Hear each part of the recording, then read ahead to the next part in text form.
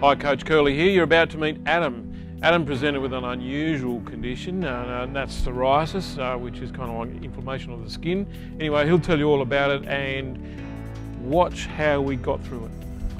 Hi everybody, so here we are again. So today we're working with Adam. Hey Paul. How you doing, mate? Good. Cool, so what do you want to work on today, mate? I want to be able to use my mind to overcome psoriasis, which I've had since I was 12. Yep. It's basically it's a skin disease that certain parts of the body, the skin rejuvenates every 28 days, but with psoriasis it's every 7, so 4 times as fast. You end up with sort of lesion type things. Are they itchy? They can be, yeah, they can be. There's different types. This type is called guttate or eruptive, where it's very sporadic and can just sort of come on, you know, pretty much overnight sometimes, or within a matter of days. Okay.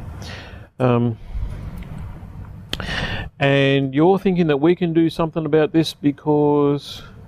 Well, the same way that it can just sort of come from nowhere, you know, overnight almost.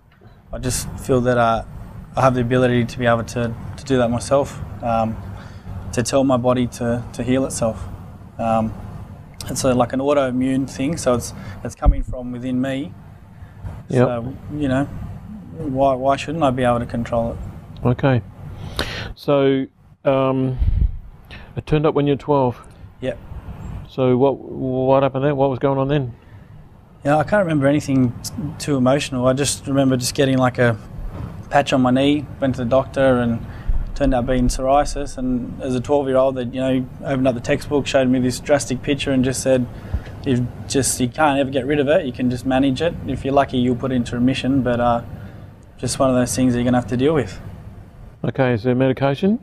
There is medication, but it's just like poison. I mean, the side effects of medication are worse than, you know, dealing with the lesions. Okay. And is this a typical case? Yeah, fairly typical. And will that go away? It's just so up and down. It could be like, this is not too bad at the moment because it's only sort of on the inside, but I've got it on my legs and through my head. And it's the type of thing that this could blow right out, or I might be able to control it. But I mean, even at the moment, I'm doing like a UV therapy for it. But even when I can get, you know, clear skin from that, it's still essentially controlling me because I've got to live near where the place is to get the treatment and be there at a certain time, you know, 3 days a week. And yep. Painful? Painful. Just it can be debilitating, restrictive in, you know, what I want to do and going out. And sometimes I won't go to social events, or, you know, boiling hot day, 40 degrees, I'll be wearing a long sleeve t-shirt, and even times I haven't gone to work just because it's, you know, embarrassing. Okay. What's your gut call about what it's connected to emotionally? Just, I know when I have it, I feel like it's a sense of like shame, resentment, almost, you know, towards myself when I see it there. Just, you know, that feeling of, it almost makes me feel like a victim, like, you know, it's just not fair, and giving up. Okay. So, as a rank outsider to this whole medical diagnosis you're talking about, my guess is that this is aggravated by stress. Oh yeah, sorry, yeah, it's stress, definitely, yeah. Okay. Now the reason I say that is because it comes and goes. Yeah. And the human body, being designed to heal itself, has its hardest work to do when we're under the most pressure. Yeah. And so it's going to be stress related or stress affected. Yeah. Okay.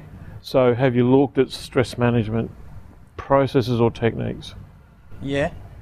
I have, like, in terms of physical activity and anger release methods and stuff like that. And how have they gone? Good. It's just, again, it's just the type of thing that just, you know, it's always just sort of there, lingering, ready to take over. Yep. Okay. Now there's a bunch of other stuff in the background, isn't there? Because when I read your form, this is not the only thing you want to deal with. Yeah. So I'd like to hear the other things, because something tells me they're interconnected. Okay. I feel like I've just got a bit of a blockage with being able to achieve. I'm currently at university, studying to be a chiropractor, and yeah, just struggle with completing tasks on time and assignments, and yeah, so definitely that. I know I've got a lot of, on a personal note, just struggling with, you know, some custody issues and stuff with my little boy and stuff like that, which is ongoing. Mm-hmm. How old's he? He'll be 3 in March. Okay. And you're not succeeding in getting the custody the way you want it to go? I am. It's just slow and painful, and just hurts me that I can't be there to look after him or protect him all the time. It came about from a toxic relationship that I was happy, you know, very happy to get out of, and then it was after that point that I found out that, you know, Josh was going to be coming along, and I guess I feel guilty that, you know, I've saved myself, but I've left him there, and just worry about, you know, him knowing the difference between what being a good person or right and wrong, and, you know, just that he's getting confused from one place to the next. So the reality is you're concerned about him being in what you consider to be a bad environment? Yeah, just, you know, different to my beliefs. Yep. Is he in danger? No, he's not in danger. Okay. But he's in danger of growing up I feel emotionally the wrong way. he's in danger. Yeah. You know, and I just worry that fine line of, you know, not knowing any other way. Yep. Okay. So he's 3 now? He'll be 3 in March, yeah. Yep. All right. How often does the custody issue come up? It's been going through court since he was 7 weeks old, and still going now. So it's constant for the last 3 years? Yeah. Okay. How's the psoriasis been over the last 3 years? Yeah, pretty much the same, up and down. You know, have good times when we're just sort of waiting, and, you know, times increased, but definitely up and down, but constant. Okay.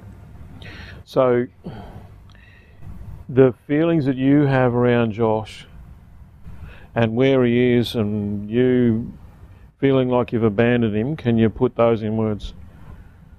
Because that's where you went wobbly a minute ago. Mm-hmm. In terms of the emotions I'm feeling from it? Yeah. I just guilty, yep. And I guess ashamed that I can't do the right thing by him, or give him 100% of the time a loving family. Okay. So, what are the chances that you're punishing yourself? Yeah, pretty big. Okay. I think they're pretty high too. Mm-hmm. Guilt and shame are immensely powerful emotions. The problem with them is not that they are things that we should not feel. In other words, I think you're entitled to feel guilty and entitled to feel a bit ashamed. The thing that heals shame is to speak it out. So the fact that you're willing to talk in front of this audience, meaning the people who are here live and however many are out there, you will find has a healing effect on you, because what shame wants to make me do is to hide, to hide in shame, to not show out. And if you've seen some of the other episodes, then you'll see that to not live your passion, you might remember Jo. We were working with Jo, and she was not working on her book, and she's basically unable to walk for more than 10 minutes, and that kind of thing. So it's important that the shame is expressed. So you've probably got the avenue here to do that just by speaking it, just by saying how you feel. And we will not know until the period of time has passed. Yeah.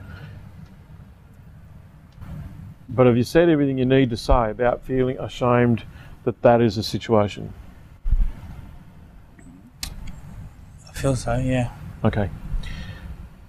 So the other strong emotion is guilt, and the thing that guilt and shame have in common is that they persist regardless of what's going on today.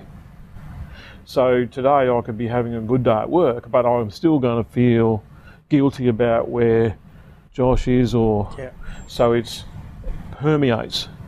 You can look at things like joy or anger, and they are momentary. So someone cracks a joke and we laugh, and that might be 5 to 10 minutes. Most of the basic emotions surge and, like a roller coaster. The tragedy about guilt and shame is they don't do that, they just persist. Now, if they persist, then they're having a permanent effect. The truth about guilt is that it's really anger turned against yourself. If I back the car out of the garage at 4 o'clock in the morning and I bump into the garbage bin and ding the car up, who am I angry with? Me for not looking, or being careless, or whatever it is. So I feel guilty about damaging the car, but guilt is actually anger turned against self.